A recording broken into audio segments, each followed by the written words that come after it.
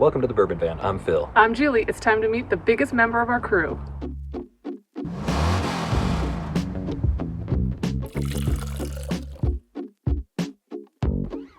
This is Sadie Hustlepig. She is a RAM Promaster 1500 136-inch wheelbase. She's not the biggest RAM Promaster, she's not the smallest RAM Promaster, but she works perfectly for our needs. Up top we have 200 watts of solar and a max air fan on the outside. We also have this 8 by 10 foot THULE awning. It's very effective for shade on hot days or just for keeping the sun off the side of the van. Other upgrades to the outside of the van include these all-weather tires and the Raceline rims. The original rims we put winter tires on and we never really liked the way that they felt, so nowadays we just stay south of the snow line if we can help it. It's a front-wheel drive vehicle, so it does handle very well. We don't usually go too far off-road, so we're not too worried about that. The van features dual sliding doors, so lots of airflow coming through on days when we want it. Beyond that, on the outside, nothing too exciting. Our van conversion was originally performed by Wayfarer Vans out of Colorado Springs. We loved their philosophy of lightweight, modular, affordable van conversions. Some of the elements of that original build do still exist in the van, but after 4 years of traveling, we found plenty of ways to make it our own. Welcome inside the Bourbon Van. Let me show you around. So one of my favorite things about the van is the rotating seats. It was an add-on that we opted for when we originally purchased. You just kind of lift and spin. It actually gives us kind of the feeling of a whole living room. So this is the captain's seat where we do a lot of prep, eating, but also a workstation. So it makes a great workspace during the day and a great hangout space during the night when the weather's not so great. We have this great shelf above the seats. It's great for storage. For us, we keep all of our clothes up here. No clothes in here right now, but we use these handy bags to keep everything separated, and they fit perfectly up top, out of sight, out of mind. So we built this great kitchen galley. We have running water in this nice cabinet here, along with some extra storage. We have 5-gallon fresh water, 5-gallon gray water. Then we built the shelf up here, which just houses a lot of toiletries, cleaning supplies, extra things that you just need to store. So we get a lot of questions about where we use the bathroom when we're on the road. And even though we stay in campgrounds and state parks, sometimes BLM land, we did choose in our small van to install a little bit of a bathroom situation. Here's where it's hiding.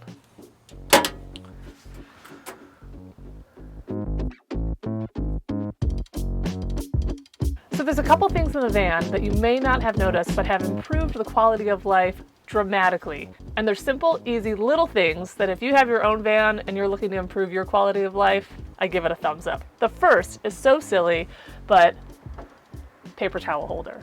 We used to just put it on the counter. It would fly across the van anytime we were driving. We never knew where to put it. Just installing it above here has been a game changer. The second, and this is really ridiculous, is this rubber mat right underneath the faucet. I think we bought it on Amazon for like $8, but as water drips down, sometimes it catches in here and then it goes into the sink instead of constantly having to mop up. Love it. And the third thing,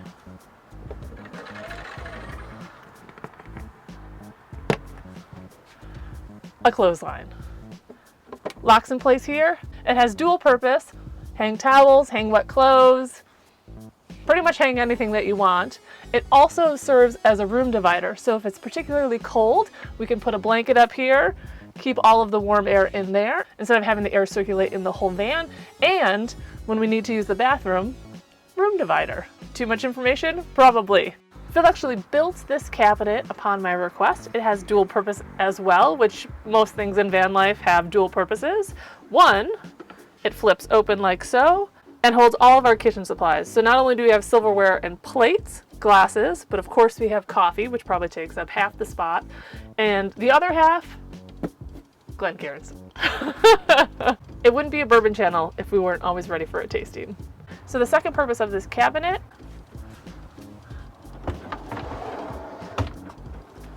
was to house our fridge. We played around with a lot of locations for this, and this just kind of worked out best for us. When you're done using it, slides right back in. One last purpose for this cabinet. This actually lifts up. We have legs that we put underneath it so that we can actually extend the bed to a king size and sleep this direction. So we don't use this a lot because there's a little bit of a setup that needs to happen. But if we're traveling for, say, a long race and we need some extra R&R, or just recently we got sick, we can actually turn the bed and make this a full-size king. So one of our newest updates in the van, not these, is our new window. And we're super pumped for it. Now we have a window on this wall, we have a window there, and then we have our max air fan, so tons of air circulation when you need it. I love it. So let's talk where we sleep. We got our little Norman that comes with us all the time. We actually bought that Norman pillow when we traveled without him and we missed him so much. So we got this as a little placeholder until he was able to travel with us. So this bed is just shy of a queen. We did get inserts cut in there just to give us a little extra headroom, foot room. Phil and I were both really tall. So what's kind of neat about this is that's actually just like a hard wooden piece down there. Oh, hello, sweetie. And we put this great memory foam mattress on it. We can actually flip the mattress up. Each half of the bed can be removed, so you can either have extra space in the back for a garage, or if you have more people in here, then you'll have a little bit of extra seating room. So a holdover from our original Wayfarer build is this little boot box. We put some sliders on it, but this is a great storage bin. So a lot of times we'll put like all of our food, snacks. It's just a great extra storage place that we use as a pantry and doubles as a seat and